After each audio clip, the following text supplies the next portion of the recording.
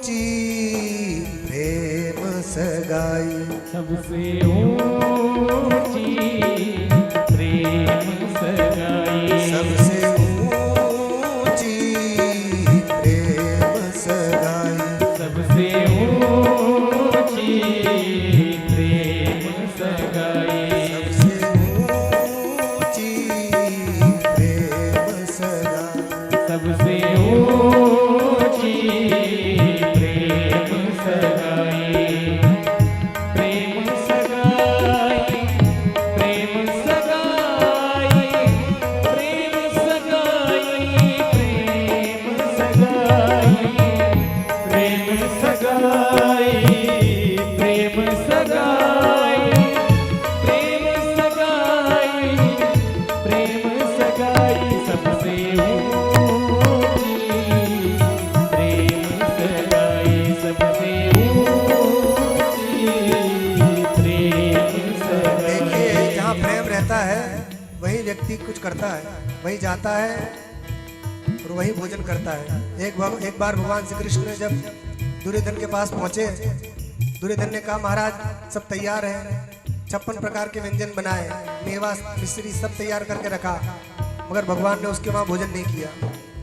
भगवान ने कहा कि व्यक्ति 2 प्रकार से भोजन करता है, या तो उसको भूख हो या सामने वाले का प्रेम हो, तब व्यक्ति भोजन कर सकता है। तो मुझे भूख नहीं है और तुझ में प्रेम नहीं है, तो मैं भोजन क्यों करूंगा? तो वहां भगवान ने भोजन नहीं किया और कहाँ गए? विदुरानी के पास गए और वहां जाकर उन्होंने केले के छिलके खा लिए प्रेम में।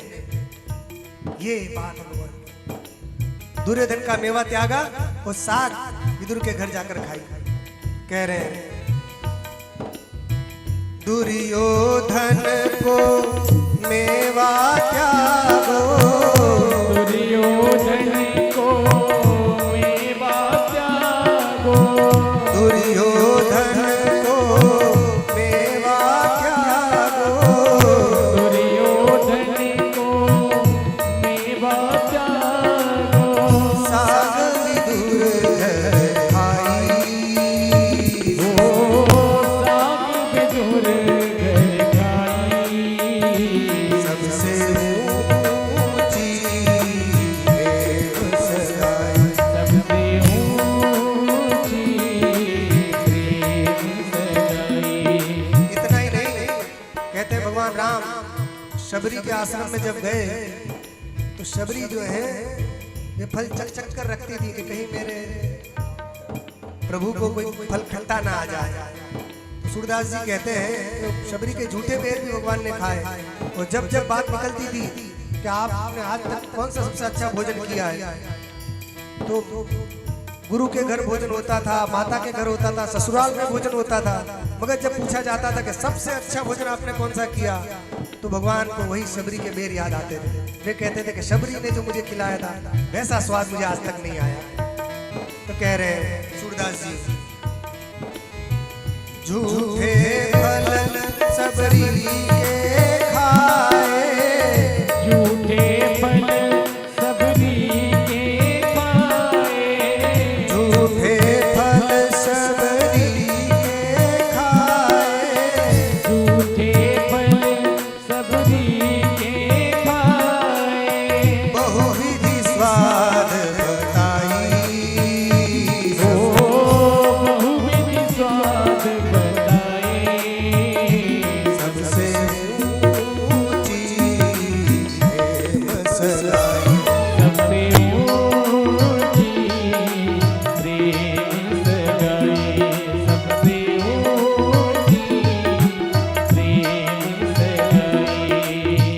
प्रेम के बस रूप सेवा की, प्रेम के बस कृप सेवा कीनी, प्रेम के बस रूप सेवा की, प्रेम के बस कृप सेवा कीनी, आप बने हरिनाई, सबसे ऊंची प्रेम सगाई, सबसे ऊंची प्रेम सगाई।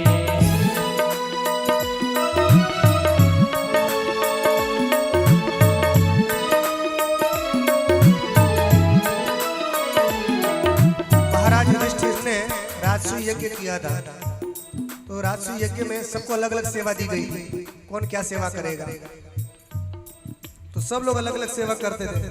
भगवान से पूछा गया कि प्रभु आप क्या करेंगे, तो भगवान ने कहा कि हम जितने महात्मा लोग आएंगे, ब्राह्मण लोग आएंगे, उन सबके जो झूठे पत्तल है वो हम उठाएंगे।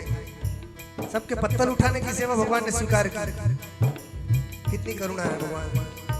सूरदास जी कह रहे हैं, राजसूयम युधिष्ठिर कीन्हो, राजसूयम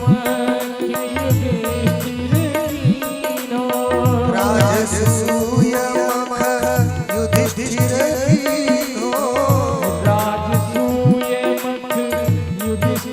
कीन्हो, तामे दुख उठाई सबसे ऊंची,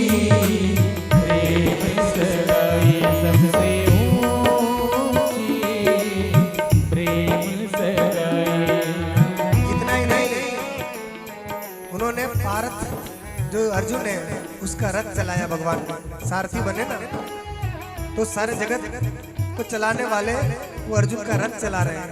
क्यों? प्रेम के वशीभूत होकर। सूरदास जी कह रहे हैं, प्रेम के बस पारथ हायो, प्रेम के बस पारत रथ हाक्यो, प्रेम के बस पारथ हायो, प्रेम के बस पारत रथ हाक्यो, भूल गए ठकुराई, भूल गए ठकुराई, सबसे ऊंची प्रेम सगाई, सबसे ऊंची प्रेम सगाई, सबसे ऊंची प्रेम सगाई।